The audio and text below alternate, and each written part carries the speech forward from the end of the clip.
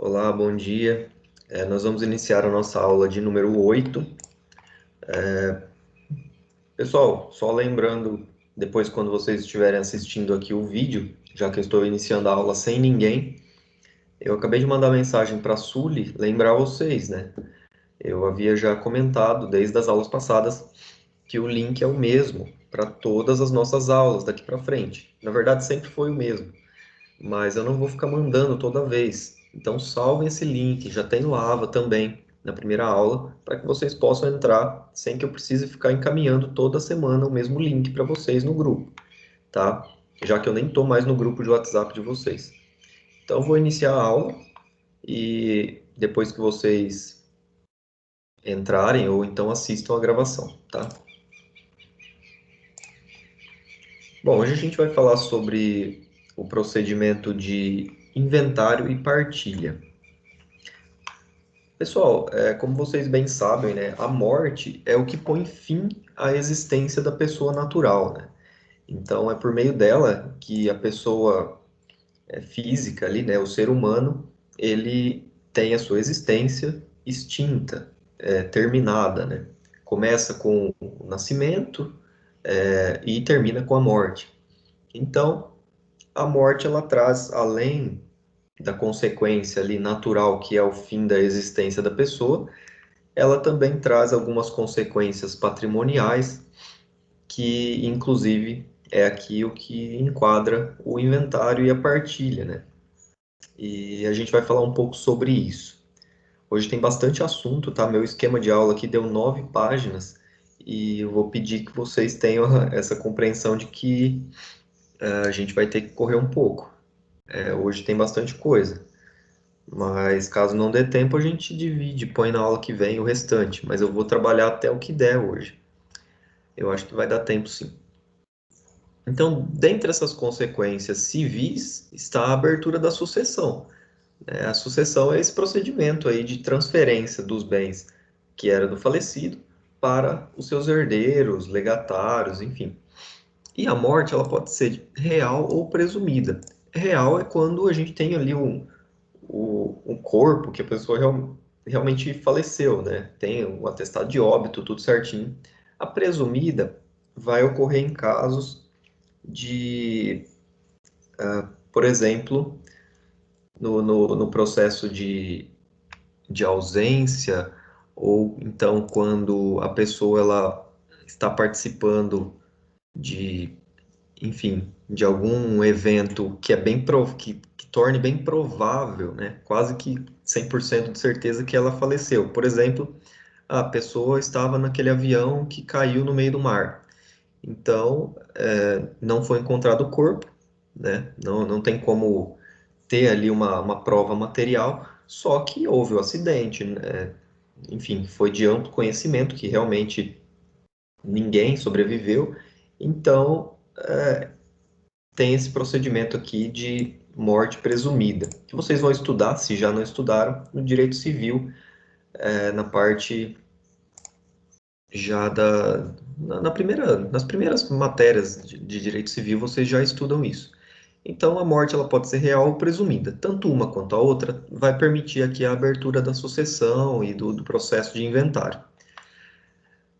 A massa patrimonial, né, todos os bens do, do decujus, que a gente chama, né, que é a pessoa que falece, que constitui aqui a herança, ela vai passar de imediato aos seus herdeiros no momento da morte. É o que a gente chama do droit de seisinne, ou princípio de Sésine, que é um princípio de origem francesa, que diz justamente isso, que todo o patrimônio que era da pessoa que faleceu passa de forma imediata, né, com a morte, aos seus herdeiros. E aí o que vai ser necessário é basicamente um processo de inventário, de partilha, né, para definir qual dos herdeiros vai ter a propriedade ali sobre cada quinhão, né, cada parte dessa herança. Se houver mais de um herdeiro, eles vão ficar em condomínio até o final da partilha, ou seja, todos vão ser donos de tudo. Não vai ter uma definição exata de, por exemplo, ter um imóvel rural. aquele imóvel vai ser dos 3 filhos que eram do falecido, por exemplo. Então não vai se ter uma definição, olha, aqui começa a propriedade de fulano, aí termina aqui, e aqui começa a do outro. Não, é em condomínio, é aquilo que eu expliquei para vocês nas ações de divisão de terras particulares. É essa propriedade em comum. E a herança, ela se trata de uma universalidade jurídica, isso daqui é importante lembrar.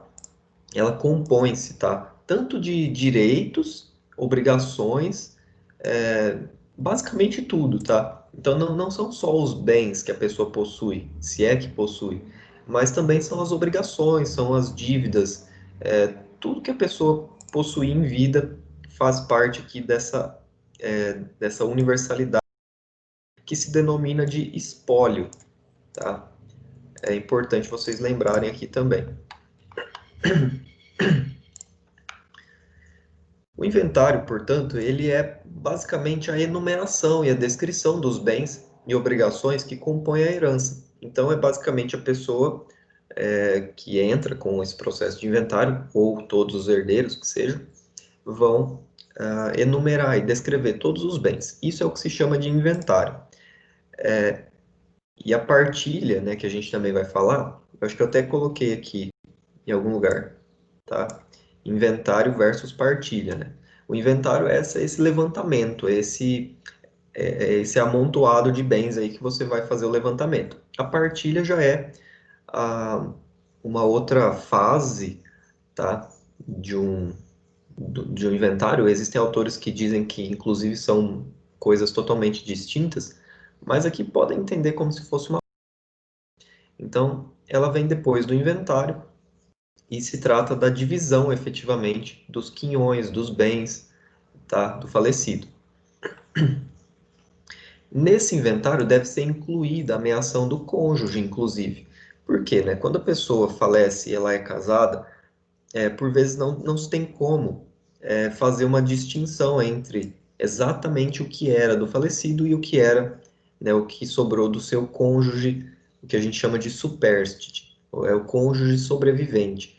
Então é por isso que essa meação faz parte e integra o Monte Mor até a partilha, tá? Ela não vai ser dividida entre os herdeiros, tá? Não vai, porque a pessoa que era o cônjuge não faleceu. Então vai integrar ali para fins de divisão. Então vai separar, por exemplo, no imóvel rural, numa casa, qual que é a parte do cônjuge supérstite e depois qual que é a parte que vai ser partilhada entre os herdeiros, que era referente à meação do falecido. O inventário, além disso, ele é obrigatório, salvo se todas as partes forem capazes e estiverem de acordo com a partilha de bens e não houver testamento, tá? Então a gente vai ver, na verdade, aqui algumas espécies de inventário. Aqui a gente está falando do inventário solene, né? Que é o primeiro e o mais complexo deles. A gente tem algumas espécies, 5 pelo menos. O inventário propriamente dito, ou solene, que é o mais complexo de todos, tá? É o que demanda maior atenção aí, porque tem muitos detalhes. O arrolamento, que se trata de um procedimento um pouco mais simplificado, que a gente já vai falar ao final, tá? Que é em relação geralmente ao valor, tá? Causas de pequeno valor.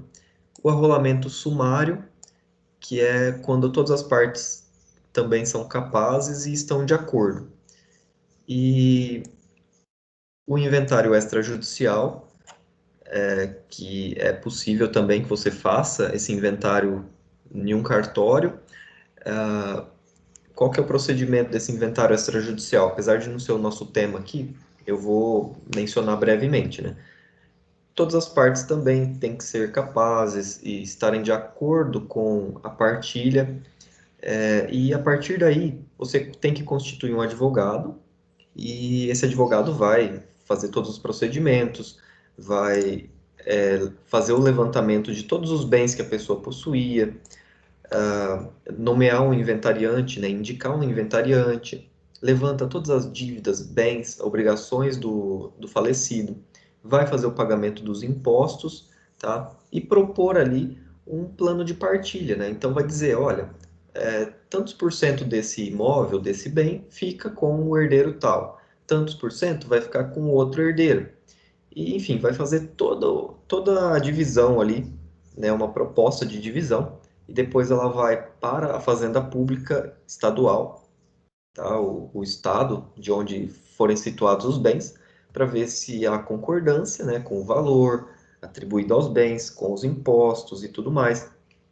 E se tiver tudo ok, o oficial do cartório vai fazer a lavratura de uma escritura pública e aí termina o inventário, né? Cada um vai ter ali a possibilidade de fazer o registro separado dos seus bens, tudo certinho. Então, assim, sintetizando muito, isso é um inventário extrajudicial. E a gente tem também o inventário negativo. O inventário negativo, ele não é previsto pela legislação, só que ele é uma figura que é utilizada, tá? Enfim, amplamente aceito aí pela jurisprudência e doutrina, no sentido de que existem casos em que a pessoa não possui bens, só que é necessário fazer esse inventário justamente para comprovação de que não existem bens. Vamos pensar que a pessoa faleceu e deixou muitas dívidas e não tinha bens no seu nome. Então, para se resguardar de possíveis execuções e processos, né, os herdeiros, né, o cônjuge que sobrou, eles podem ajuizar esse processo de inventário negativo, justamente para declarar que a pessoa que faleceu não tinha nenhum bem ao tempo da sua morte. Então, já que os herdeiros não podem ser atingidos ali por dívidas enfim, por herança, né, digamos assim, então é por isso que existe essa figura do inventário negativo, tá bom? Existem casos também que para o casamento, por exemplo, se a pessoa falece e a pessoa que ficou sobre o cônjuge superstite, que é o que sobreviveu, ele, ele precisa se casar, por exemplo, existem casos de que é necessário aí, de que a própria lei exige que a pessoa realize um inventário, tá, dos bens do falecido para proceder com um novo casamento. Mas isso daí vocês também vão ver em direito civil, tá? É só para falar aqui que existe a possibilidade. Pessoal, vamos então dar algumas últimas observações gerais, tá? Introdutórias, depois a gente vai passar para o procedimento. Já mencionei, né, para não confundir aqui inventário e partilha. Inventário é o próprio levantamento dos bens e dívidas, e partilha é o ato de dividir, né? Então é quando o juiz vai determinar ali ou homologar a partilha, né, a divisão dos bens. Há casos, inclusive, que não é necessária a partilha. Por quê? Se tiver um herdeiro só, não precisa dividir os bens.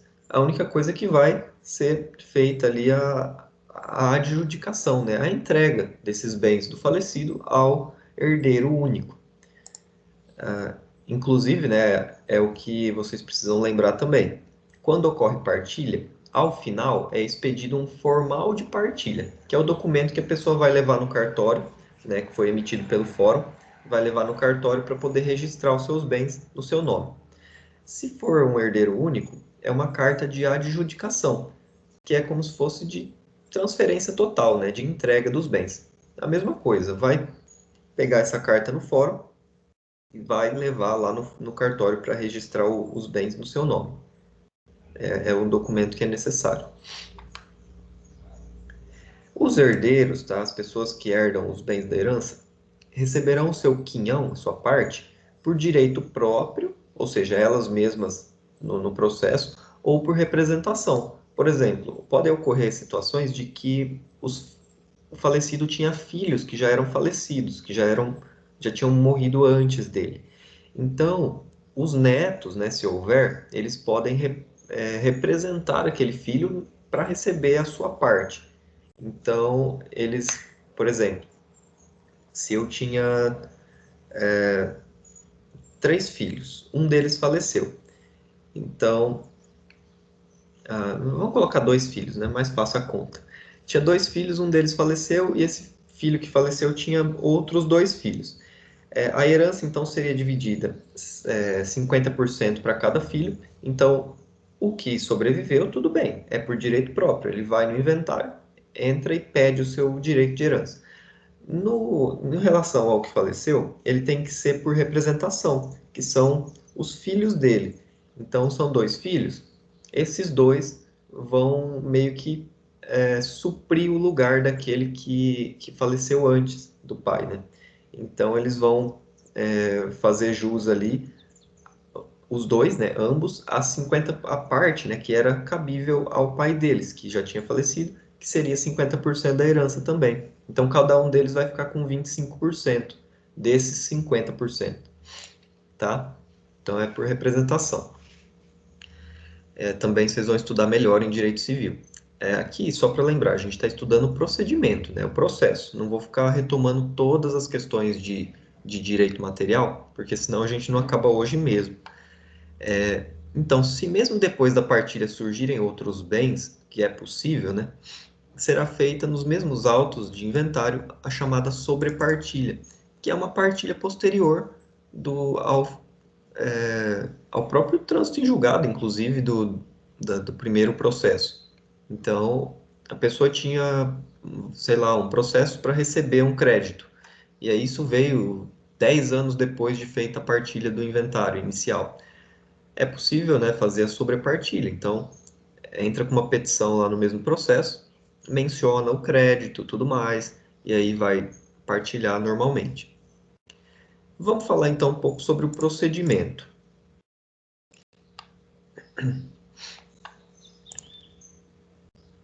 Pessoal, o procedimento do inventário, ele é um pouco complexo, tá? Eu até preferia trabalhar em duas aulas, mas como a gente tem um pouco de pressa aí para terminar o conteúdo, senão a gente fica atrasado, eu vou tentar trabalhar tudo aqui, tá?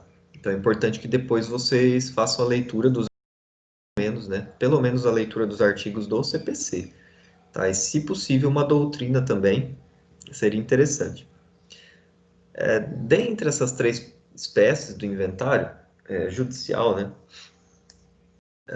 O solene, o arrolamento e o arrolamento sumário, que são os mais comuns, né? O solene é o mais complexo, porque ele tem todo um procedimento que vai desde o início dele aqui, com a abertura, passo a passo, avaliação dos bens, partilha, pagamento de dívidas, impostos. Ele é bem mais complexo e moroso, né, demorado. O arrolamento e o arrolamento sumário, eles são mais ágeis, mais rápidos, eles pulam algumas etapas, né, se a gente for pensar dessa forma. Ele é cabível quando não estiverem preenchidos os requisitos para a adoção dos demais procedimentos. E isso daqui, inclusive, o próprio juiz pode verificar, se for o caso de arrolamento, isso acontecia muito, tá? Não sei se por desconhecimento dos advogados, mas ou então por achar que pode fazer somente o inventário, enfim. Mas eles ajuizavam a ação de inventário. Só que, na verdade, a gente conferindo lá no fórum os autos, né, o processo, a gente verificava que era caso de arrolamento, tá? Então, normalmente convertia o inventário judicial solene para o arrolamento, tá? O arrolamento sumário era mais difícil porque precisava realmente ter o acordo das partes. Mas se fosse possível, e era comum, a conversão para o arrolamento normal. Então, convertia, porque era muito mais ágil, né? Vocês vão ver aqui que vai evitar uma série de fases que não seriam necessárias. A competência, a gente tem que observar as regras, né, antes de propor aqui o processo, lá do artigo 23, inciso 2, e do 48 do CPC, que vocês já estudaram em TGP. O que diz, né, esses artigos?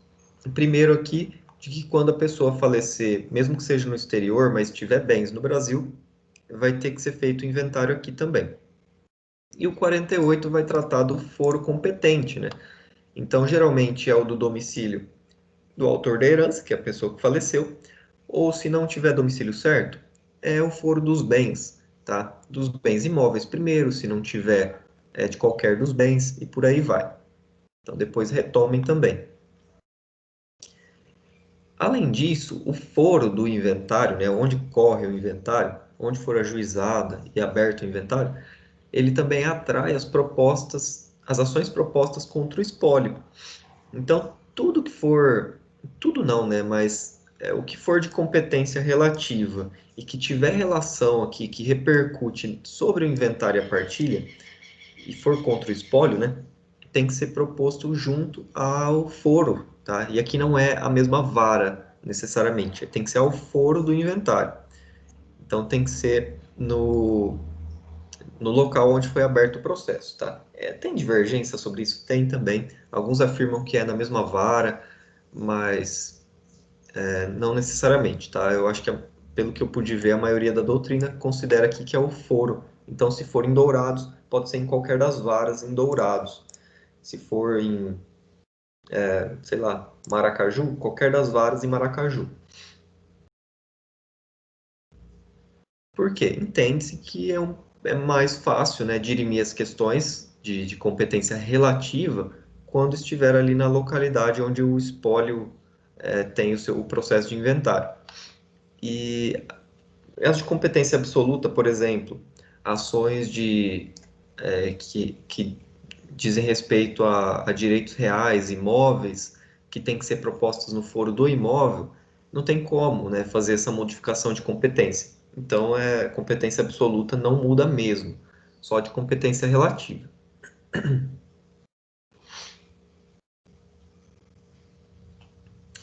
A gente também tem, pela lei, um prazo para abertura do processo de inventário. Então, qual que é o prazo, né, para abertura?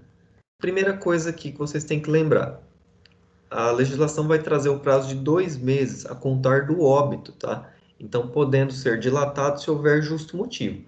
Então, a pessoa faleceu hoje, ela tem 2 meses a partir do óbito para, ela não, né? Os herdeiros, para ajuizarem o processo de inventário. Se houver um justo motivo, vamos imaginar que há uma grande dificuldade de localizar esses bens, conseguir a documentação, tudo mais, pode ser que haja uma justificativa. Mas, no geral, eu acho que 2 meses costuma ser bem suficiente, né? E se ocorrer culpa no atraso aqui, vinda do inventariante, o juiz pode retirar-lhe o cargo, inclusive, tá? Pode remover o cargo de inventariante, já que ele é obrigado a utilizar todas as diligências possíveis aí para o processo. E, inclusive, podem ser fixadas multas também pelo retardamento do inventário, tá? Então, não é interessante deixar correr um prazo muito grande aqui da data do óbito até o inventário. O estado de Mato Grosso do Sul, e aqui cada um tem uma multa específica, o Mato Grosso do Sul prevê uma multa de 20%, tá? Olha só que não é pouca coisa. 20% do valor do ITCD, que é o imposto causa-mortes, né, de transmissão causa-mortes, se o inventário for requerido depois de 60 dias, ou seja, dos próprios 2 meses aqui do óbito. Na verdade, é até um pouco diferente, né? Vocês se estudarem aí na contagem de prazos, 2 meses é diferente de 60 dias. Então, pode ser, inclusive, que esses 60 dias corram aqui, cheguem, né, antes dos 2 meses propriamente dito, tá? Que vai contar dia por dia. 2 meses, geralmente, se conta a data, né? Então, dia 28 de... Hoje é 28 de outubro. Então, quando for novembro, dia 28 de dezembro, no caso, né, seria o prazo final para entrar. E se for contar em dias, pode ser que dê alguma diferença. Mas é só um detalhe isso daqui. Então, lembrar que pode existir multa, né? Existe, no caso aqui em Mato Grosso do Sul, a multa pelo atraso, que não é pouca coisa, 20%. Vamos inventar não, né? Vamos pensar que o imposto pago, que também já é relativamente razoável, né? Acho que 6% sobre o valor dos bens, ele pode aumentar consideravelmente aí, né? 20%. Então não é interessante deixar atrasar. A grande dificuldade é que as pessoas leigas às vezes não conhecem, né, essa previsão legal. Então acabam passando, tem um longo processo de luto, enfim, e acabam deixando para depois e perde o prazo, né? O valor da causa ele deve corresponder ao montante aqui do Monte Mor. Monte Mor é o valor total ali dos bens que estão relacionados no inventário, tá? Incluindo a parte do cônjuge supérstite, tá bom? Então tem que incluir para fins do processo de inventário. Depois, na hora da partilha, vai ser retirado, vai ser separado, tá? Você não vai partilhar os bens da pessoa que está viva. Então, o valor da causa deve corresponder a tudo isso. Então, se tinha uma casa que tem um valor de 100 mil reais, a casa era dos dois, né? Do falecido e da mulher dele, ou do marido, enfim. O valor do Montemor, o valor da causa do inventário, é os 100 mil reais da casa, tá bom? Não é só 50 mil que era parte do falecido, do decujus. Outro ponto importante é de que no inventário, o juiz ele tem que decidir todas as questões de direito, desde que os fatos relevantes estejam provados por documento. Isso é bem importante também, tá? Pode ser que surjam aí questões de, por exemplo, uma discussão se o falecido possuía uma união estável, ou então se possuía um filho fora do casamento, que seja, que não foi devidamente reconhecido.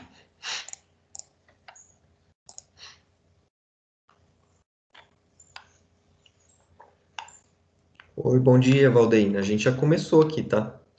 Tô dando continuidade, a gente está falando sobre processo de inventário. Depois retoma na aula gravada o início, que eu já falei aqui uma meia hora, tá? Então, a gente dando continuidade, eu estou falando agora aqui das questões que o juiz pode decidir no processo. Então, no inventário, ele tem que decidir todas essas questões de direito. Se depender de fatos que precisam de prova oral, outros tipos de prova, o juiz tem que remeter as partes para as vias ordinárias, ou seja, as pessoas que estão discutindo isso têm que propor uma ação específica, já que, para não tumultuar o processo de inventário, que já é, por vezes, tumultuado só com as questões de sucessão, tá? Então, são coisas que, por exemplo, o exemplo que eu falei da união estável, se tiver uma prova documental muito forte, pode ser que o juiz consiga decidir no inventário, o que é meio difícil. A questão da paternidade, né? Vamos pensar que os herdeiros ajuizaram um processo e deixaram de lado um filho. Aí a pessoa vem e peticiona nos autos do inventário pedindo a inclusão, né? E para comprovar, ele junta a certidão de nascimento, tem lá o nome da pessoa, que é o falecido, tudo certinho, não tem discussão, né? Então o juiz pode decidir ali. Se ela precisar de uma ação de investigação de paternidade e tudo mais, aí sim tem que ser uma ação à parte, um processo separado. Vamos falar um pouco sobre a legitimidade, né? Quem pode requerer aqui a abertura do processo de inventário? Isso está lá no artigo 615 e 616 do CPC. Eu nem trouxe aqui porque são vários itens, né? Ficaria muito longo, além do que já está o esquema da aula.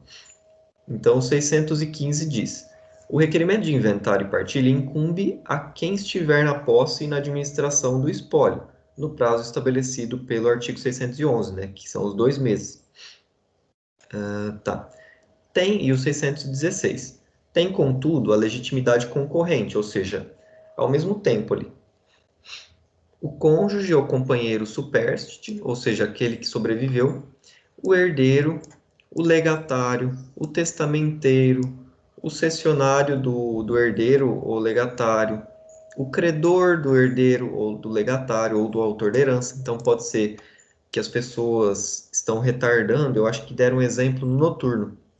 As pessoas estão retardando a abertura do inventário para evitar de pagar as dívidas.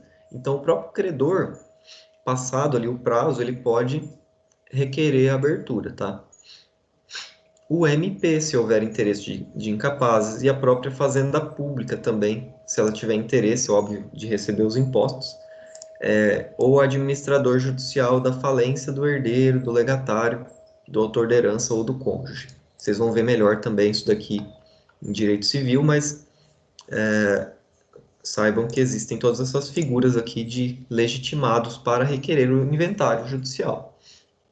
Após esse requerimento de abertura, ocorre o que se chama de nomeação do inventariante, que é a pessoa que vai ser responsável, né, por representar o espólio toda a massa ali dos bens, dívidas, obrigações do falecido até o final da partilha, além de outras obrigações que a gente vai ver. Ele vai prestar compromisso em 5 dias, ou seja, ele vai lá no cartório assinar um termo de compromisso, no cartório do fórum, tá? Na secretaria do fórum. É assinar um termo de compromisso no prazo de 5 dias, dizendo que ele se compromete, enfim, a cumprir as obrigações dele. Enquanto não é nomeado, a responsabilidade cabe a um administrador provisório, que é aquela pessoa que está na posse dos bens, geralmente. Geralmente é um filho ou cônjuge que sobreviveu. Então, essa pessoa que é o administrador provisório. E para a nomeação do inventariante, a gente tem uma ordem que deve ser respeitada aqui no 617 do CPC. Vamos ver qual que é. O juiz nomeará inventariante na seguinte ordem. Deixa eu mudar aqui a tela, acho que facilita para ver. Nomeará na seguinte ordem. Primeiro, primeira preferência, né? O cônjuge ou companheiro sobrevivente, desde que estivesse convivendo com o outro ao tempo da morte deste. Tá? Então, a pessoa com quem era casado ou convivente, se estivessem juntos no momento da morte. 2. O herdeiro que se achar na posse ou na administração do espólio e tal, desde que o cônjuge ou companheiro não puderem ser nomeados. Então, pode ser que a pessoa já seja muito de idade, não tenha capacidade ali para poder exercer as atribuições de inventariante, então pede-se que seja nomeado um outro herdeiro, tá? Qualquer herdeiro, quando nenhum destes estiver na posse ou na administração do espólio, o herdeiro menor, por seu representante legal, o testamenteiro, o cessionário, o inventariante judicial, inclusive, tá? Então não tem ninguém, tem que obedecer essa ordem, tá? Um por um. Se ninguém puder, o inventariante judicial, que é uma pessoa que teria esse cargo para exercer especificamente essas funções, ou do mais, se não tiver nem inventariante judicial na localidade, qualquer pessoa estranha aqui idônea, quando não houver, né, um inventariante judicial. Então, a mesma coisa, vai ser intimado aqui para o prazo de 5 dias firmar o compromisso. E vamos falar um pouco das funções, né? São várias, depois vocês façam a leitura mais atenta, mas basicamente representar o espólio, né, de forma ativa ou passivamente, em juízo ou fora dele, observando quanto ao dativo, administrar o espólio, prestar as primeiras e as últimas declarações, que a gente já vai falar, exibir em cartório os documentos relativos ao espólio, juntar aos autos certidão de testamento, se houver, e por aí vai, né, pessoal? Tem várias atribuições, né? Depois vocês façam a leitura bem atenta também. Prestar contas, né, isso daqui é importante, de sua gestão ou deixar o cargo sempre que o juiz lhe determinar, tá? Tudo isso é incumbência aqui do inventariante. E tem algumas coisas que ele precisa de autorização do juiz. Alienar bens do espólio, transigir, ou seja, fazer alguma forma de acordo sobre esses bens, pagar dívidas, fazer despesas necessárias para a conservação e melhoramento dos bens do espólio. Ele pode fazer? Pode, mas precisa da autorização do juiz competente. Vou voltar aqui. E esse inventariante, ele também não tem poderes absolutos, né? Se chegar algum caso que ele praticou algum ato que não era compatível com as suas incumbências, ele pode ser removido ou destituído. Os casos de remoção estão lá no 622. Deixa eu achar aqui. São vários também. Se ele não prestar no prazo legal as primeiras e as últimas declarações, se não der o andamento regular no processo de inventário, se por culpa sua bens do espólio se deteriorarem ou forem dilapidados ou sofrerem dano, se não defender o espólio nas ações que for parte, se não prestar contas ou se as contas não forem julgadas boas, ou se sonegar, ocultar ou desviar bens do espólio. Isso é caso de remoção. A destituição, ela ocorre geralmente por questões externas ao processo. Por exemplo, o inventariante foi preso e ele não tem como exercer os atos que ele precisaria fazer. Então, ele é destituído, tá, pelo juiz e nomeia-se outro. Primeiro momento aqui do processo, né, depois do pedido de abertura. Então, no inventário solene, a gente faz dessa forma, né? Uma petição simples pedindo a abertura e normalmente a nomeação do inventariante, que geralmente é quem dá entrada com o processo, que geralmente o juiz já nomeia a pessoa. Depois disso, o juiz dá um prazo, né? Vai dar um prazo para a pessoa assinar o termo de compromisso, e aí vai ter um prazo de 20 dias após esse compromisso do inventariante para que ele apresente as chamadas primeiras declarações. O que são essas primeiras declarações, né? Lá no 620 vai ter tudo o que precisa ter nas primeiras declarações. Basicamente, é toda a relação ali das partes, né? Da pessoa que faleceu, que seria o autor da herança, né? O nome, o estado civil, né? A idade, domicílio, tudo isso tem que estar discriminado nas primeiras declarações. Se deixou testamento ou não. É a mesma coisa, só que em relação aos herdeiros e ao cônjuge. Então, toda a qualificação, né, é nesse momento que vai ter toda essa qualificação das partes. Não é necessariamente já de logo na primeira petição. A qualidade dos herdeiros e o grau de parentesco, né, se é de primeiro grau, segundo grau, se está lá por direito próprio ou de representação.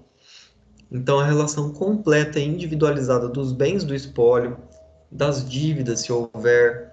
Então, tem que descrever os imóveis, as suas características, os limites, benfeitorias, tudo isso, né? Os bens móveis, os semoventes, né? Os animais, por exemplo, dinheiro, joias, títulos da dívida pública, direitos em ações, em processos, né? Tudo que puder imaginar aqui, toda a descrição de todos os bens, de toda a massa da pessoa que faleceu, tem que estar descrita nas primeiras declarações. Então, depois também, leiam com atenção aqui o 620, para vocês verem que o próprio CPC ele já trouxe bem explicadinho ali o que precisa ter nas primeiras declarações, tá? Então, é tranquilo. Depois dessas primeiras declarações, vem o quê? As citações e intimações. Então, ocorre o que? A citação do cônjuge ou companheiro que sobreviveu, dos herdeiros, dos legatários, todas as pessoas que forem interessadas. Geralmente por correio com cópia, né, das primeiras declarações para que a pessoa possa se manifestar depois. Então, vai a cartinha pelo correio mesmo, tá? Em regra, não precisa de oficial de justiça, a não ser que a parte requeira. E também a publicação de edital para conhecimento de terceiros. Pode ser que a pessoa tinha dívidas, então é por isso que se publica edital, até para prováveis herdeiros aí que não forem discriminados nas primeiras declarações. Então, publica edital para tentar dar conhecimento ao máximo de pessoas, né? Conhecimento público. Ocorre também a intimação do testamenteiro, que é a pessoa responsável pela abertura aqui do testamento, se houver, pelo cumprimento do testamento, e a fazenda pública estadual, tá? Ou seja, o estado de onde tiver o processo, se for em Mato Grosso do Sul, é o estado de Mato Grosso do Sul. O Ministério Público, se houver herdeiro incapaz ou ausente. Oi, bom dia, Rodolfo. A gente já começou aqui, tá? Tô falando de inventário e partilha. Então, depois, a mesma coisa que eu falei para a Valdeína, retoma a gravação, quando eu postar lá no site, no YouTube, no Avo, retoma a gravação na parte do início para que vocês vejam aqui tudo que eu já falei, tá? A gente já está na parte aqui das citações. A partir, então, da citação e das intimações, as partes vão ter um prazo de 15 dias para se manifestarem sobre as primeiras declarações. Então, a pessoa pediu a abertura do inventário, apresentou as primeiras declarações, né, o inventariante, fez as citações de todas as pessoas envolvidas, as partes. Elas vão ter esse prazo para se manifestar. Então, elas vão poder alegar o disposto no 627, que é, deixa eu voltar aqui, elas podem arguir erros, omissões, sonegações de bens, reclamar contra a nomeação do inventariante, contestar a qualidade de quem foi incluído no título de herdeiro. Então, basicamente são esses os itens que a gente pode alegar numa manifestação ou numa impugnação contra as primeiras declarações. Então, as pessoas, as partes herdeiros, o cônjuge, as pessoas que forem envolvidas no processo de inventário, elas podem arguir essas matérias de defesa. Então, pode contestar dizendo que o inventariante não tinha legitimidade para ser, que teria que ser adotada outra ordem, né, que vocês viram que tem uma ordem estabelecida. E também que ele sonegou bens, que está omitindo bens, né, não colocou tudo que o falecido possuía.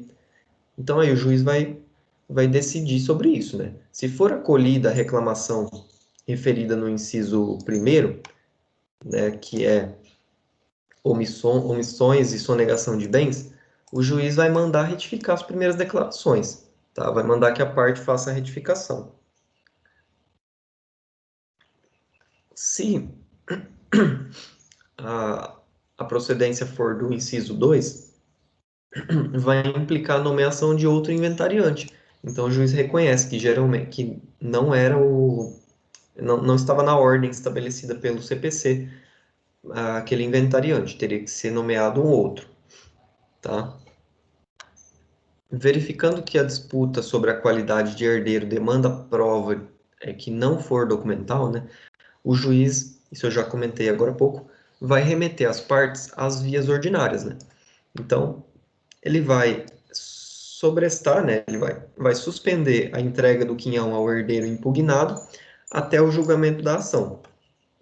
Então, pode acontecer, pessoal, que haja aqui a necessidade de um processo, ou, por exemplo, de uma impugnação de um herdeiro. Existem casos que vocês vão estudar em direito civil melhor, de indignidade do herdeiro. Então, por exemplo, a pessoa praticou um crime contra o pai ou a mãe ali que faleceu. Ela pode ser excluída da herança por conta da indignidade, né? Está previsto no Código Civil. É bem interessante essa parte. Parece aquelas questões de filme, né, que a gente vê que a pessoa vai ser excluída da herança, só que vai ser deserdada, né, que a gente fala. Só que nesse caso, o nosso legislador fixou os casos específicos para isso. Então, praticar crime, atentar contra a honra, impedir que a pessoa disponha livremente dos seus bens, tem várias situações. E tudo isso precisa de uma ação específica, né? Porque geralmente demanda provas que não sejam documentais, então uma ação de indignidade de herdeiro. Isso vai ser proposto ali e vai ser discutido. Se você tiver, por exemplo, um documento que comprove isso, o juiz do inventário pode decidir. Então, por exemplo, teve um processo, a pessoa realmente, o filho ou a filha foi condenada pelo crime de homicídio contra o pai ou a mãe que faleceu, que foi morta. Aí eu acho que não demanda muita prova além do próprio processo criminal, né? Então o juiz pode decidir no próprio inventário, já que a prova é documental. Fora isso, ele vai mandar que as partes promovam ação específica e vai sobrestar, né? Vai suspender a entrega desse quinhão até que seja decidido sobre a qualidade ou não do herdeiro que está sendo discutido. E se em 30 dias não for proposta essa ação, esse processo, o juiz vai dar seguimento no inventário normalmente e vai cancelar essa suspensão aqui da entrega da parte do herdeiro.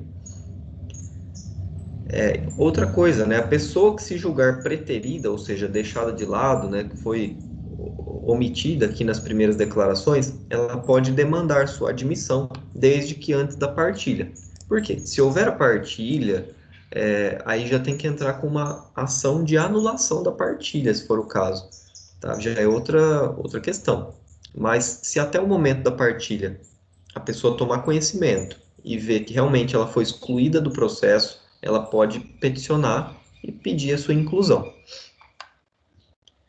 Seguindo, né, a partir desse momento que o juiz decide as questões de alegações das partes, a gente tem as avaliações, tá?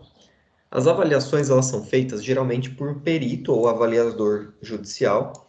Para quê, né? Elas buscam fazer com que as partes elas não sejam prejudicadas, né, em relação às outras na divisão do espólio, da herança.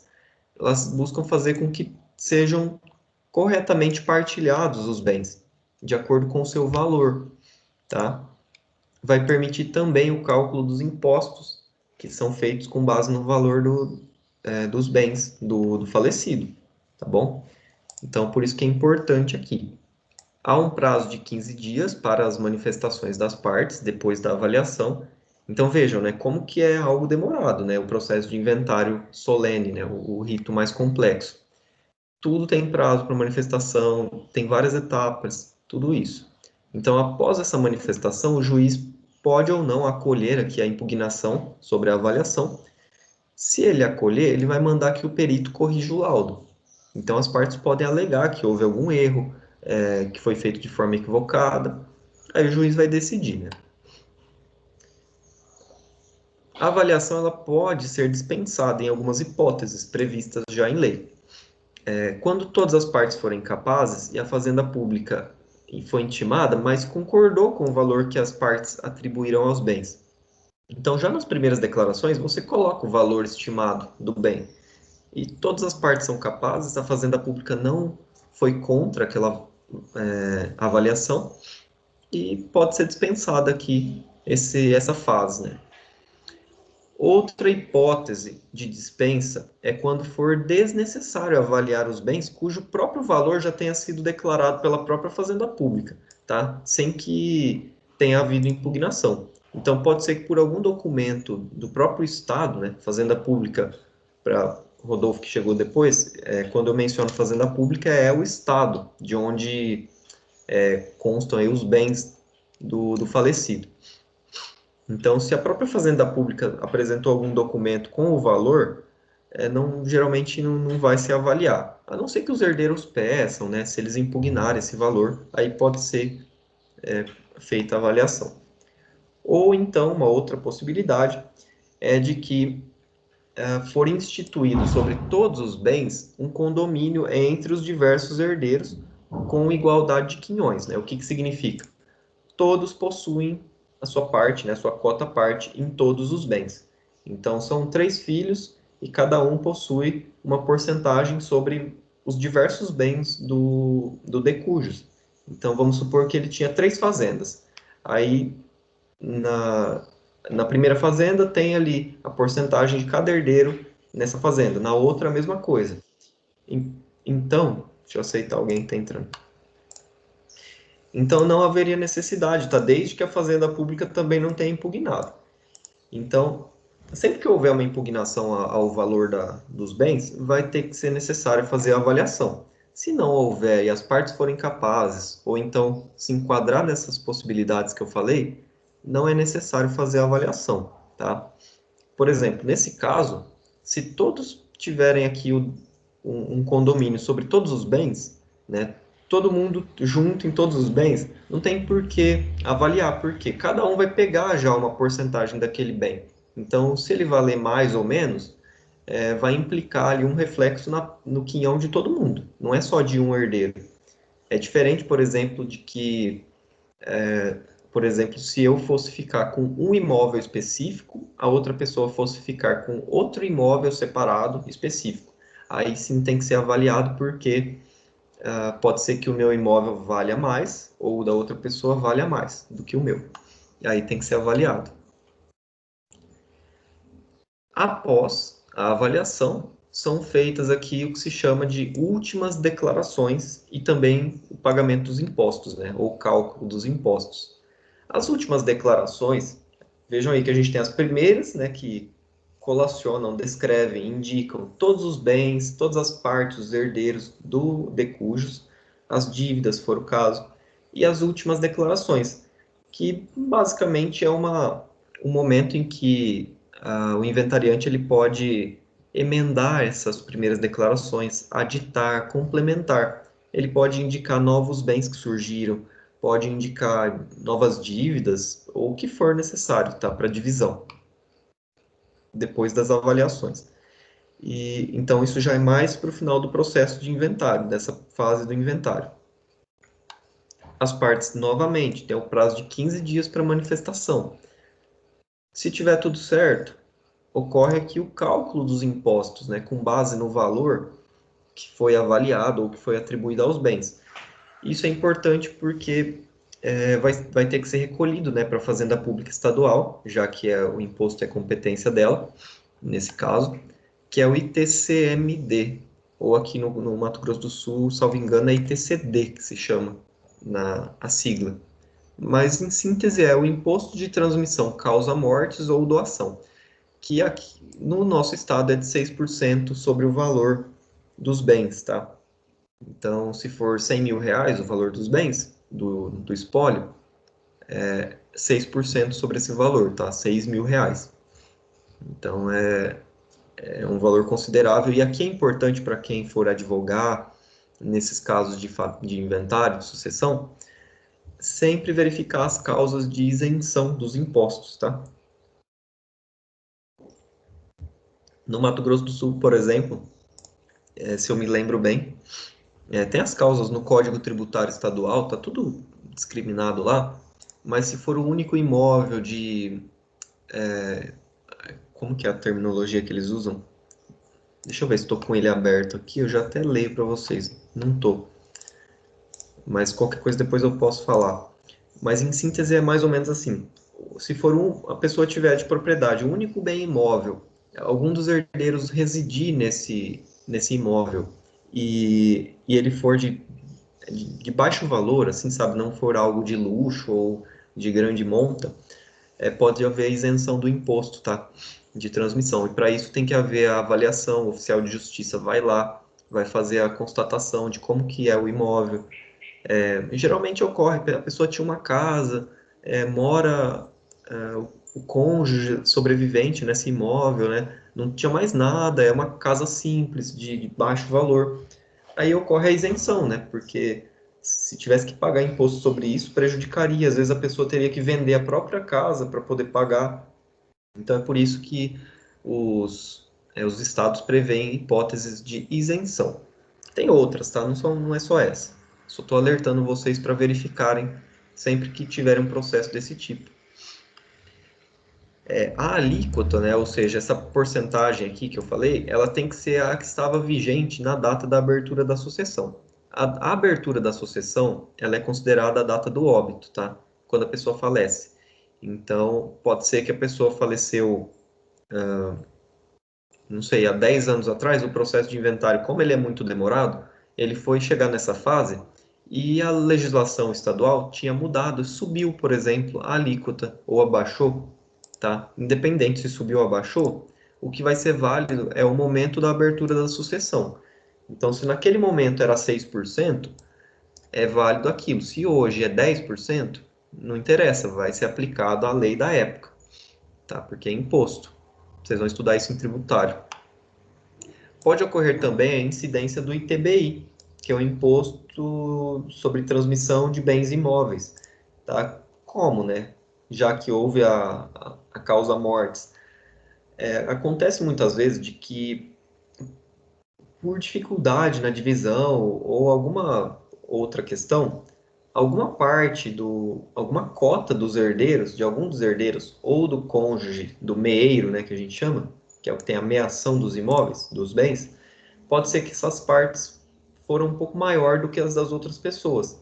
Talvez para facilitar, por exemplo, tinha um imóvel que tinha um valor um pouco acima, né? Então você não vai alienar todos os bens para dividir o valor exatamente igual. Então eles convencionaram ali que a pessoa que ficou com o imóvel que vale mais vai pagar para os herdeiros, para os outros herdeiros, a diferença do valor de sua parte, né? Ou eles doaram, por exemplo. Então, pode ser que ocorra o ITBI, que é esse imposto aí de transmissão de bens imóveis, sobre essa cota que excedeu. Então, se eu fiquei com 20%, eu vou falar de valores, né, por exemplo. Se eu fiquei sei lá, com um bem que valia 10 mil reais a mais do que era o meu direito hereditário ali, a cota, sobre esses 10 mil eu tenho que pagar o ITBI também, tá? Então, a Fazenda Pública não vai perder nada. Apresentado o cálculo dos impostos, né, as partes vão ter 5 dias para manifestação e depois vai também ser ouvida a Fazenda Pública para ver se eles concordam. Se houver impugnação, os autos vão ser devolvidos para o contador judicial para que ele faça a retificação. Então, tem que ser tudo corrigido se o juiz acolher a impugnação. Importante que a existência da dívida contra a Fazenda Pública não impede o julgamento da partilha, tá? Desde que seja garantido o pagamento. Então, o juiz pode decidir sobre a partilha, só que o que ocorre na prática é que muitas vezes o juiz vai decidir sobre a partilha, só que ele não vai chegar a entregar o formal de partilha ou a carta de adjudicação antes do pagamento dos impostos, tá? Então, é muito difícil ocorrer, pelo que eu pude ver. Ele vai decidir? Vai. Só que a pessoa não vai poder registrar os bens, não vai poder fazer a transferência efetiva ali, né? O registro dos bens no seu nome, até que seja pago o imposto para a Fazenda Pública. Outro ponto muito importante aqui, que geralmente não costuma ocorrer tanto, né? Principalmente em casos de pessoas mais humildes, né? Enfim, mas pode ser que se houver alguma pessoa que tenha um grande patrimônio, que haja maiores discussões sobre os bens, que se chegue nesse ponto, né, que são as colações. As colações estão previstas no dos 2002 e seguintes do Código Civil. Que significa essas colações, né? É o ato ali da pessoa que recebeu, do herdeiro, ou legatário que recebeu um bem em vida da pessoa que faleceu, dele ter que trazer e indicar no processo de inventário todos aqueles bens que recebeu, de forma a poder igualar a legítima, né, que a gente chama, que é a cota parte da herança de cada um dos herdeiros, de uma forma mais justa. Já que, por exemplo, pode ser que você tenha recebido um imóvel já doado pelo seu pai em vida, e depois ele faleceu e os outros herdeiros não receberam o imóvel em doação. Então, isso é considerado adiantamento de legítima, quando a pessoa faz a doação em vida para os herdeiros. Então, é por isso que existem aqui as figuras das colações. Se alguém recebeu um imóvel, joias, enfim, dinheiro, qualquer coisa que for bem patrimonial, né, tem que trazer no inventário para poder fazer a conta e diminuir depois na parte da herança. Por exemplo, se minha parte da herança, né, somando todos os bens, daria 50 mil reais em valores, né, por exemplo. Só que eu já recebi 10 mil já em vida do meu pai, da minha mãe. E vai acontecer o quê? E os outros herdeiros não receberam. Vai acontecer que eu vou receber só a diferença, eu vou receber só o valor que faltava, né? Então, para que todos recebam a mesma quantia, tá? Então, isso está previsto no Código Civil, sob pena, né? Sob pena da pessoa que sonegar esses bens sofrer algum tipo de ação contra ela, né? É o que a gente chama da ação de sonegados, que vai buscar reaver os bens que foram sonegados no, pelo herdeiro, enfim, que não trouxe aqui no inventário por meio das colações. O nome é difícil, mas significa basicamente o ato da pessoa trazer e indicar por meio de uma petição, olha, juiz, recebi tais bens no valor de tantos reais, né? Então, são as colações dos bens. Só para igualar as legítimas, né? As cotas da herança de cada um dos descendentes. Tem um prazo de 15 dias a contar da citação. Então, no momento em que for citado, a pessoa já tem esse prazo para trazer no processo. Então, é antes mesmo da avaliação, dos impostos, né, para que seja calculado numa forma total. Tudo bem até aqui?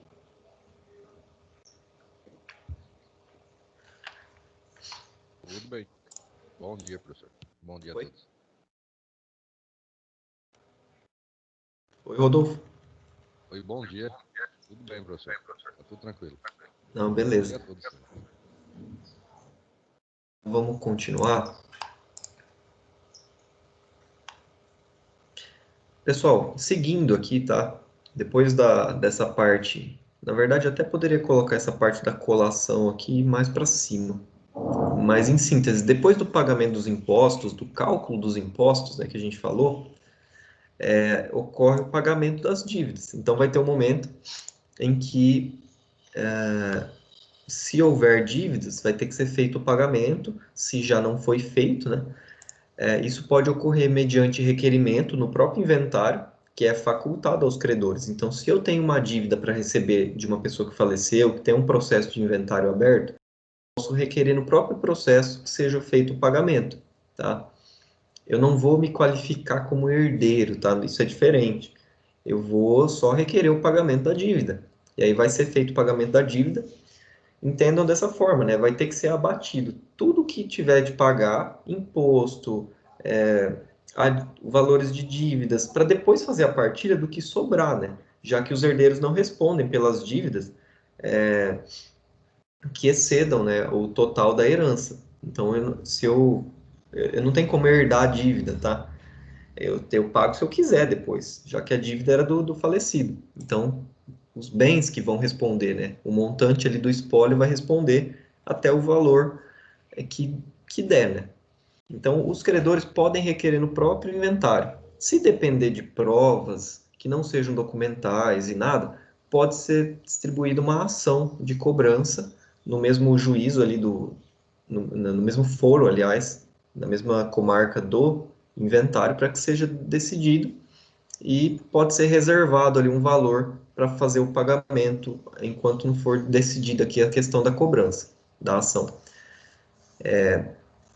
Pode ser feito por meio de uma petição distribuída por dependência e apensada ao inventário. Então, você já vai colocar lá a petição requerendo o pagamento das dívidas.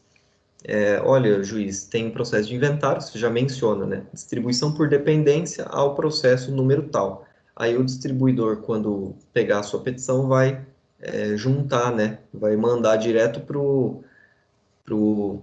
a mesma vara que está correndo o inventário. E ela vai ficar pensada, né? Vai ficar anexada ao processo de inventário para que o juiz possa decidir. Se os herdeiros concordarem, o valor do pagamento ele vai ficar separado no processo, né? Até que haja partilha, tudo certinho. Já vai ser descontado ali para efeitos de partilha. Se não houver concordância, aí sim o juiz vai remeter aqui o credor, né, às vias ordinárias. Ele vai ter que entrar com um processo mesmo.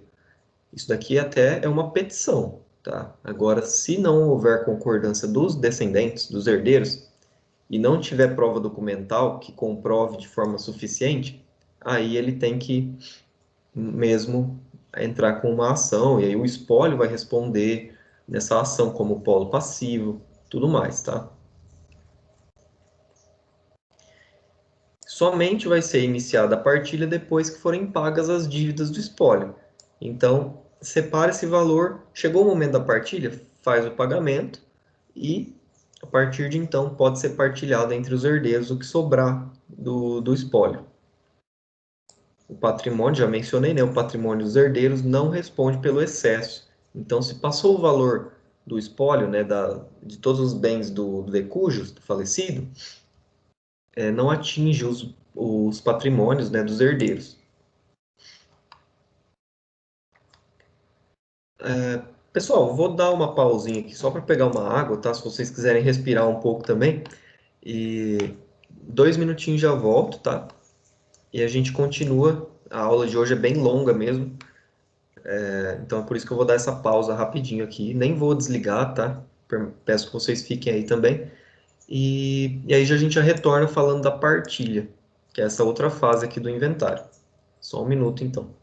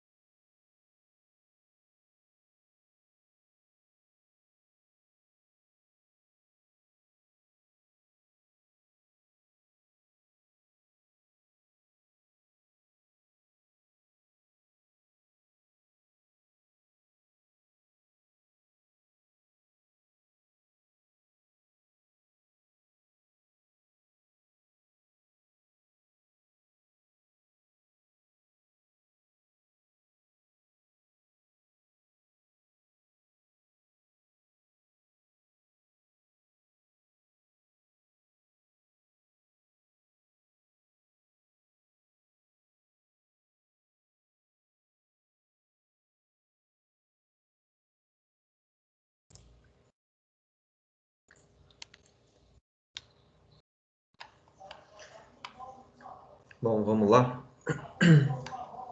Continuando aqui.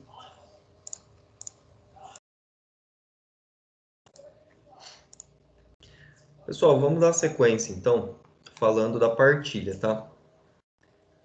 Como eu disse para vocês, a gente não pode, falei no início, acho que não tinha ninguém na aula ainda, não pode confundir inventário com partilha. Apesar de que, de certa forma, a partilha pode ser entendida como uma fase do processo de inventário, mas não necessariamente é a mesma coisa. O inventário é esse levantamento, né, de todos os bens da pessoa que faleceu. A partilha, ela se trata da própria divisão em si dos bens que sobrarem para a sucessão, para a herança. Então, depois que for encerrada essa fase do inventário, será feita a partilha. Isso é no mesmo processo, tá? Apesar de não ser a mesma coisa, isso é como se fosse uma fase do processo. Então, você tem o inventário correndo, né? É o processo de inventário. E depois que ocorre aqui esse pagamento das dívidas, inicia-se a fase da partilha. Então, pagou tudo, aí o próprio juiz já vai decidir sobre a partilha. As pessoas, os herdeiros, eles podem apresentar o requerimento dos seus quinhões, das suas cotas da herança, e o juiz vai decidir sobre isso. Isso está definido lá no artigo... deixa eu ver aqui do CPC, estava olhando no Código Civil. 642 e seguintes, tá? Ah, não. Aqui é pagamento das dívidas. A partilha é 647. Então, vai dizer o seguinte, que o juiz vai facultar as partes, né? No prazo de 15 dias, o pedido de quinhão. E, em seguida, ele vai definir aqui, vai proferir uma decisão sobre a partilha, observando os pedidos. Mas vamos falar um pouco aqui sobre a partilha em si, né? Ela tem força declaratória, porque a sucessão em si, né, a transferência dos bens ali ocorre no momento da abertura da sucessão. Quando a pessoa falece, automaticamente os bens passam para a, passam para os herdeiros. Você só precisa declarar exatamente e regulamentar como que se dá essa propriedade dos bens, tá? Para levar lá no cartório, fazer o registro, tudo certinho.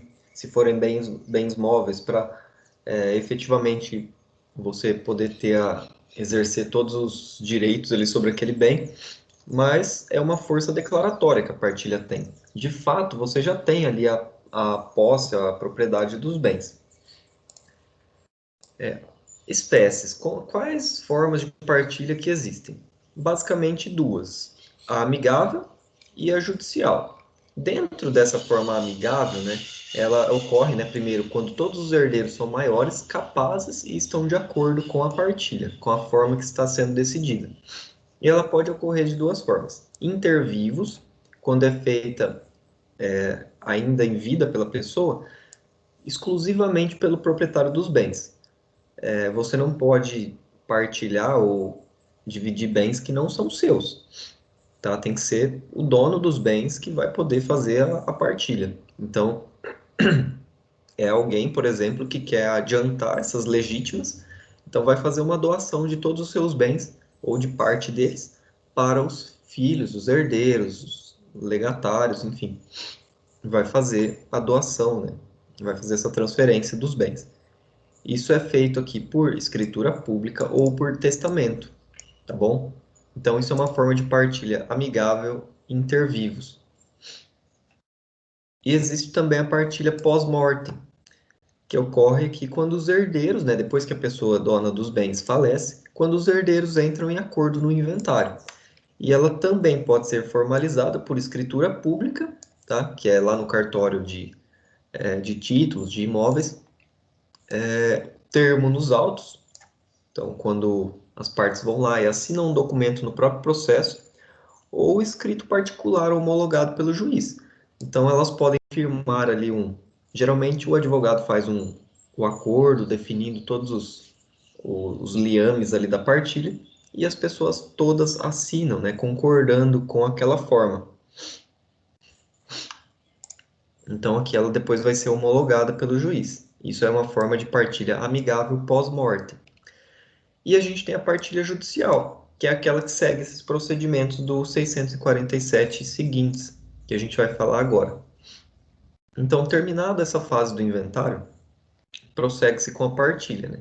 Já disse que as partes têm o prazo de 15 dias para formularem o pedido, então cada pessoa no processo vai formular o seu pedido. Olha, juiz, eu quero a minha cota, que é tantos por cento dos bens do espólio. Aí pode alegar que você tem preferência em obter, se for bem imóvel, falar, eu prefiro ficar em tal bem, eu prefiro pegar minha parte em, sei lá, no dinheiro. Aí as pessoas vão alegar o que elas acharem necessário. E o juiz depois vai decidir sobre essa partilha. Porque se houver aqui conflito de interesse, principalmente, o juiz vai ter que decidir, né? E, e depois disso, né, com essa decisão do juiz, o partidor, que é uma figura também que pode estar presente, principalmente em varas especializadas de família e sucessões, o partidor, que é a pessoa que é responsável por elaborar essa partilha, por dividir mesmo os bens.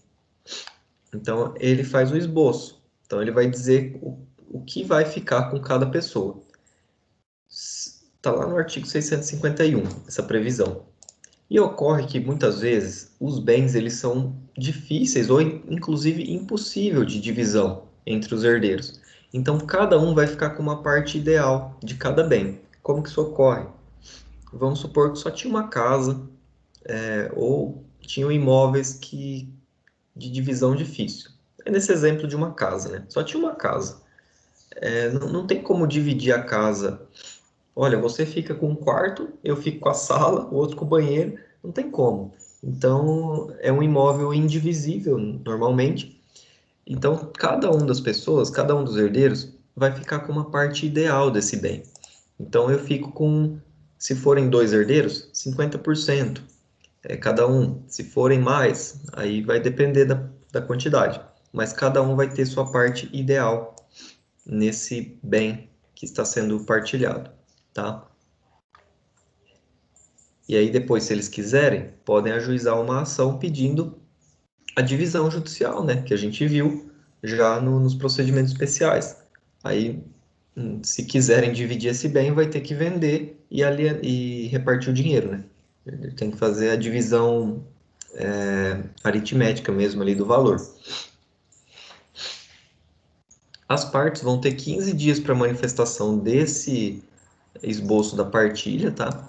Então, percebam como que é algo lento, né? Que mais 15 dias aqui para manifestação. Se tiver alguma impugnação, alguma questão para ser decidida, o juiz vai resolver ainda numa decisão interlocutória aqui. E depois de resolvidas, a partilha será lançada aos autos com os requisitos do 653. Vamos ver aqui. A partilha constará o auto de orçamento que mencionará os nomes do autor da herança, do inventariante, dos herdeiros e tudo mais, o ativo, o passivo e o líquido partível com as necessárias especificações, ou seja, vai mencionar o bem que está sendo dividido e todas as suas especificações. O valor de cada quinhão.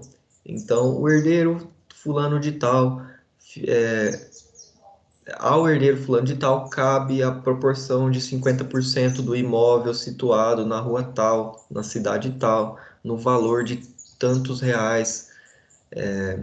É mais ou menos dessa forma, tá?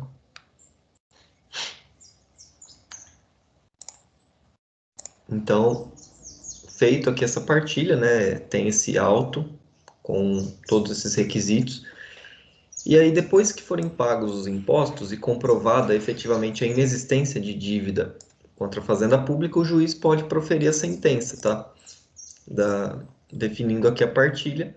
E com o trânsito em julgado, ou seja, depois que não tiver mais nenhum tipo de recurso, cada herdeiro pode receber o seu quinhão por meio de formal de partilha, nesse caso, né? E lembrem lembrem que eu falei antes, se não for necessária a partilha, quando tiver, por exemplo, um herdeiro só, ou que todos os herdeiros abram mão, né, dos seus bens, e aí em favor de uma pessoa só, eles podem emitir aqui uma carta de adjudicação, que é a simples entrega do bem. É quando geralmente existe um herdeiro só. Mas no caso de partilha entre vários, o que se é expedido é o formal de partilha, que é o documento que o advogado ou o cliente vai pegar no fórum e vai levar lá no cartório de imóveis, se for o caso, e vai fazer o registro da sua propriedade. Isso daqui vai conter todas as especificações do bem, os limites ali, tudo certinho. Depois de fazer a partilha, ainda é possível, tá? A depender do caso, a sua anulação ou a sua rescisão, tá? A anulação, quando houver algum vício, algum defeito que macular essa partilha, tá? Da mesma forma dos vícios do negócio jurídico que vocês vão estudar, por exemplo, dolo, coação, tá? Tudo isso, ou então pela existência de herdeiro incapaz, que não foi devidamente representado, teve seus interesses prejudicados, o prazo da ação anulatória é de 1 ano depois da partilha, tá? Geralmente se conta do trânsito em julgado. Então, na verdade, eu falei besteira aqui, né? É de 1 ano contado, né? Nesses casos de vícios, né? A partir da cessação da coação, né? Então, se você tiver uma pessoa te obrigando ali, ameaçando a aceitar aquela forma de partilha, se você se sentir prejudicado, né, normalmente, você pode ajuizar uma ação anulatória a partir de 1 ano, né, contados da cessação da coação. Então vai chegar um momento que você pode não ter mais a pessoa ali te obrigando, te ameaçando, e a partir daí você pode ajuizar a anulação. Ou então do dia em que se realizou o ato, quando houver erro ou dolo, tá? Ou da cessação da incapacidade, quando for este o defeito. Então, aqui são os inícios, né, da contagem dos prazos. E o caso de rescisão, né, quando a partilha é rescindida, são as hipóteses do 658. Vamos ver lá. É rescindível a partilha julgada por sentença. Nos casos mencionados no artigo 657,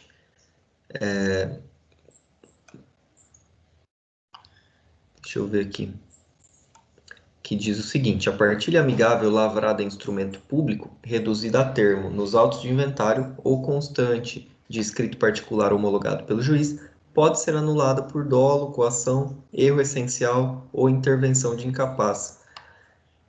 E também nos casos de ser feita com preterição de formalidades legais, ou seja, por algum motivo pulou uma fase do processo, não deu oportunidade de manifestação das partes, alguma questão legal desses procedimentos que foi preterido, ou seja, foi deixado de lado, ou que preteriu o herdeiro ou incluiu quem não seja.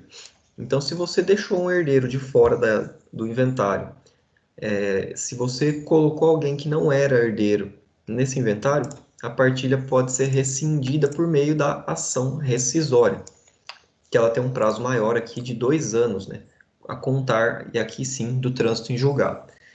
Então, você pode ajuizar essa ação rescisória.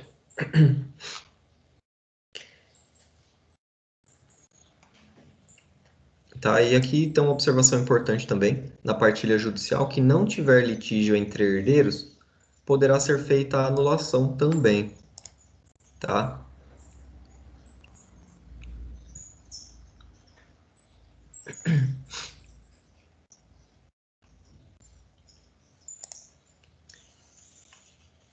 Pessoal, a gente finaliza aqui essa parte de inventário, tá? Do inventário solene, que é o mais complexo mesmo, tá? Olha, tomou aqui 8 das 9 páginas do meu esquema. Então, é o mais complexo. Eu já falei para vocês depois fazer a leitura atenta do CPC, pelo menos, desses artigos, se puder, de uma doutrina também, para poder memorizar um pouco melhor. E a gente vai falar agora de outras duas espécies de inventário que tem um nome diferente, né? O arrolamento e o arrolamento sumário, tá? São duas espécies de inventário. Eles são mais simples, mais simplificados. O arrolamento comum, ele é uma forma simplificada de inventariar bens quando eles forem de pequeno valor, até o limite de 1.000 salários mínimos. Então, hoje, seria, nem sei, o salário mínimo é de 1.045 ou 50 e... 1.000 e pouco. Não lembro o valor exato agora. 1.000 e poucos reais. Seria de 100, cento e uns quebrados, né? 100 mil e uns quebrados. O valor máximo aqui para arrolamento. Então, como eu disse para vocês no início, não sei se todos estavam, a preferência é pelos procedimentos mais simples primeiro. Então, se enquadrar nessa hipótese aqui, o juiz de ofício ele já pode determinar a conversão. Às vezes a pessoa entra com o inventário, mas na verdade se enquadra em arrolamento. O juiz de ofício pode determinar a conversão em arrolamento, tá? Nesse caso, qualquer dos legitimados também pode requerer o arrolamento comum aqui, a abertura do procedimento, e o juiz nomeará um inventariante, mas ele aqui nem precisa prestar o compromisso. Então, só vai nomear por decisão nos autos, né? Ele vai dizer, nomeie o fulano de tal como inventariante por meio de uma decisão no processo. E ele apresentará suas declarações já com a atribuição do valor dos bens do espólio e já um plano de partilha. Então, vejam como é mais rápido. Você não precisa fazer todas as citações, decidir sobre impugnações, não sei o quê, para depois e ao final apresentar uma partilha.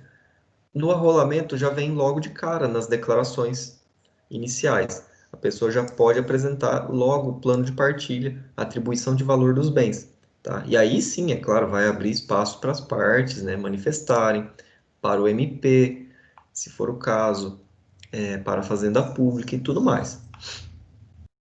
Então elas podem impugnar o valor atribuído aos bens e o juiz vai nomear um avaliador e vai apresentar um laudo em 10 dias, se houver impugnação. Se não houver impugnação e tiver tudo ok, ele já vai decidir.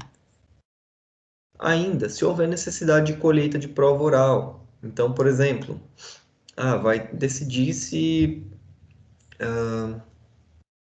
aquela pessoa realmente tem preferência ali para permanecer naquele imóvel, algo do tipo. Então, pode ser designada, inclusive, a audiência aqui, tá? Depois disso, tem que se produzir provas de quitação dos tributos, para que se decida ali sobre a partilha. Em seguida, o juiz vai solucionar todas essas questões apontadas pelas partes, tá? E pelo MP, e vai deliberar sobre a partilha. Então, depois que for julgada a partilha, né, já por sentença, e se tiver o trânsito em julgado, vai ser expedido formal de partilha ou carta de adjudicação. Então, vejam que o arrolamento, ele independe aqui de outros requisitos, além dos salários, além do valor, né, do monte mor, né, do valor do espólio. Então, se tiver nesse valor de até 1.000 salários mínimos, vigentes na época da sucessão, a pessoa pode requerer dessa forma de arrolamento comum, que vocês viram que é bem mais rápida, né? O inventário tem toda uma solenidade, né? O tradicional. E a forma mais sucinta de todas é o chamado arrolamento sumário, que ele é muito mais reduzido, tá? É uma forma, basicamente, é uma espécie de inventário, tá? E ela só pode ser utilizada quando todos os herdeiros forem maiores e capazes e estiverem de acordo quanto à forma de repartir os bens. Então, aqui é a diferença, né? O arrolamento, ele não pode ter pessoas Aliás, se as partes não estiverem de acordo, tem que ser pela forma de arrolamento. Já aqui o arrolamento sumário é quando todas as pessoas estão de acordo. Normalmente ocorre da seguinte forma: a pessoa. E aqui não tem limite de valores. Basta esse requisito, tá? Todos os herdeiros maiores e capazes estiverem de acordo quanto à forma de repartir os bens. Então, essa é a diferença aqui. geralmente acontece da seguinte forma: todos entram representados pelo mesmo advogado, que já na petição inicial já vai apresentar de logo, de cara, as primeiras declarações, que não teriam esse nome exatamente, mas já vai apresentar toda a relação de bens, de herdeiros qualificados, é, a forma da partilha, tudo de uma vez só, tá? É um procedimento mais rápido. Então, todos estão de acordo, representados pelo mesmo advogado, tá? Não é requisito isso, mas a questão da representação por meio do advogado do mesmo. Mas normalmente ocorre dessa forma. Então, a pessoa já entra e a partir daí, o juiz ele só vai homologar, né? Ele vai homologar. É claro que a fazenda pública vai ser intimada, só que vai ser depois, inclusive. Ele vai verificar se a partilha é amigável, se estão presentes os requisitos para a homologação e se ela está acompanhada de comprovação de pagamento dos tributos, enfim. A inicial ela tem que vir acompanhada da certidão de óbito, de procuração de todos os herdeiros e respectivos cônjuges, tá? É que nem eu disse, normalmente é um advogado que já representa todos, mas você pode entrar em dois advogados também, enfim, nada impede. E a partir da homologação, né, a Fazenda Pública ela vai ser intimada, porque ela pode cobrar os impostos de forma administrativa, tá? Então, como o arrolamento é sumário, é mais célere, não vai esperar a Fazenda Pública manifestar para depois emitir aqui a decisão. Então, vai homologar a partilha e vai mandar para a Fazenda Pública para que ela cobre os impostos pela via administrativa. Após a homologação, né, trânsito em julgado, normal, já são expedidos os formais ou a carta de adjudicação, tá? Então é muito mais simples ainda. É por isso que se dá preferência, né, para tentar um acordo nessa partilha entre os herdeiros. Se conseguir, é muito melhor, né? Todos forem capazes também, tá? Pronto. Pessoal, muito conteúdo hoje. Espero que tenha conseguido explicar minimamente aí para vocês, tudo certinho. Alguém tem alguma questão, alguma dúvida sobre isso? Eu vou pedir que quem não viu o início retome depois o conteúdo na aula gravada. Acho que vocês perderam aí, algumas pessoas perderam cerca de meia hora ou mais da aula, tá? Então retome isso posteriormente para não ficar boiando aí no conteúdo, já que é algo bem importante. E eu só não trabalho em duas aulas isso, porque a gente tem que acelerar um pouco, senão não dá tempo de terminar o conteúdo antes da prova. Mas a ideia de início era trabalhar em duas aulas, inclusive. Alguém quer perguntar alguma coisa?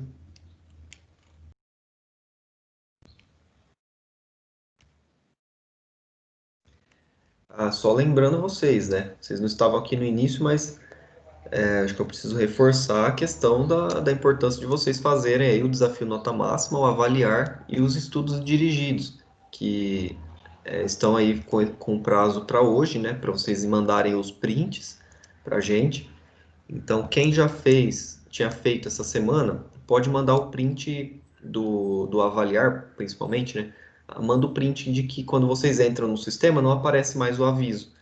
Então, a gente vai saber. Eu acho que a professora Daniela também vai conseguir acessar alguma lista de quem fez.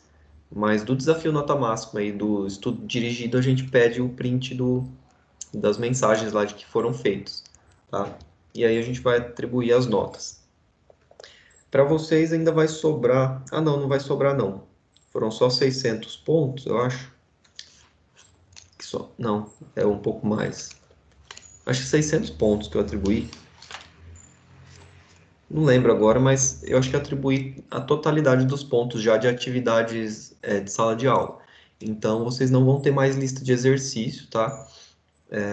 Só a prova mesmo, para que vocês façam depois. A pontuação já foi atribuída aquele excesso que havia faltado, que não cabia na pontuação do primeiro bimestre, e agora só falta mesmo a pontuação da prova, tá?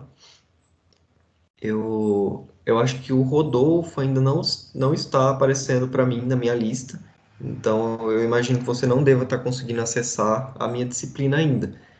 Verifica isso também com o diretor, que seja lá, ou alguém que você já estava conversando sobre a inclusão no sistema, e avisa que você não está tendo acesso. Pelo menos eu não estou vendo seu nome na minha lista. Então, se você puder verificar isso. Sim, verifiquei e comecei até a fazer o Java, né? Aí iniciei pela ED, ela eu fiz, só que, tipo, o meu portal tá louco. Ele fecha do nada, aí eu tenho que voltar lá, entra com login e senha, e aí o que fez perdeu, volta lá e refaz. Tem que Mas ir salvando se tiver a possibilidade, porque isso acontece com a gente mesmo. Se você está utilizando ali, fica um tempo, ele sai automaticamente, aí você tem que logar de novo, a depender da situação.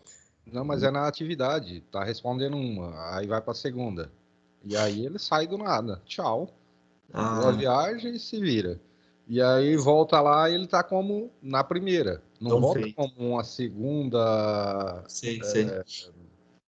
vamos dizer. Você conseguiu acessar a minha disciplina, então? Não, não consegui. Aí É, o que eu consegui foi uma EAD, uma as ED, outras já, né? e aí comecei, aqui tava dando acesso, já não tá dando mais, Aham, da nota máxima, que aí eu sei. fiz dois estudos e aí eu Aham, não consigo mais acesso. E do restante, eu não, bom, agora eu não estou conseguindo acesso nenhum. Eu só sim. entro no portal, mas na aba, tudo que eu clico, ele dá erro. Não vai para Nossa, lugar nenhum. complicado. Mas, bom, se você conseguiu fazer pelo menos um pouco lá do desafio nota máxima, para ter alguma pontuação, tá ótimo, porque quanto às nossas notas, você não tem problema, né? A gente consegue atribuir se você tiver na lista. Agora, o problema é se não tivesse conseguido fazer o desafio nota máxima, que aí precisaria de uma pontuação. Mas como você conseguiu, pelo menos um pouco, já garante aí para não dar problema, tá? Não, mas beleza, Rodolfo, vai vendo então com o pessoal, não deixa eles acomodarem não, vai. Eu sei que você está cobrando também, mas não deixa eles se acomodarem não, vê, se resolve isso porque é complicado mesmo. Eu acho que agora, acho que só você que está com problema, o restante tiveram outros, mas eles foram resolvendo aos poucos, e agora eu acho que ficou você aí que o pessoal tá com dificuldade para solucionar essa situação, né? Mas vai cobrando o povo lá até que eles resolvam. E aí eu tô com as notas tudo aqui, a questão de pontuação, assim que tiver para mim disponível, eu lanço. Isso daqui não é problema, mas vai cobrando esse povo lá. Tá Bom, ok. Não tô firme. Todo dia eu mando um recadinho, tiro os print isso, aqui. vai mandando, vai enchendo o saco deles lá. Uma hora resolve. Não, vai resolve. E, pessoal, eu vou encerrar por aqui então. Se alguém não tiver mais nenhuma dúvida, e a gente vai se falando. Aí a próxima aula, não sei ainda que eu vou trabalhar com vocês, vou preparar a matéria essa semana aqui, mas a gente tem que cumprir o plano de ensino e vão ficar, tá? Vão ficar alguns procedimentos especiais que estão previstos no código, na doutrina, que a gente não vai ver, porque não estão na ementa da disciplina. A gente vai trabalhar, salvo engano, a parte de procedimentos especiais terminou já, tá? Deixa eu pegar aqui o plano que eu imprimi para ver, só para falar para vocês.